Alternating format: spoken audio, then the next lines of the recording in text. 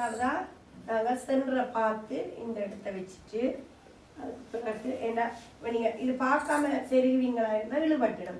அதான் நீ சொன்னது இப்படி எலும்புறேன்னு அதுக்கு பிறகு அங்கே எனக்கு இவடத்தை செருகக்கூடிய மாதிரி தான் வருது இந்த சாரி. சரியாக கரெக்டாக இவடத்தை பார்த்து கொண்டு செருகுவோம். உள்ளுக்கு இவ கிட்ஸ் போட்டிருந்தா அதோட செருகாமல் பாவாடைக்குள்ள மட்டுமே செருகுவோம். அதுக்கு செருகினீங்கன்னா அதை சுருக்கி கொண்டு நிற்கும். ஓகே, அதுக்கு பிறகு இவளத்தோட நிற்கட்டும். இப்போ சாவணி அப்படியே சுற்றி அப்படியே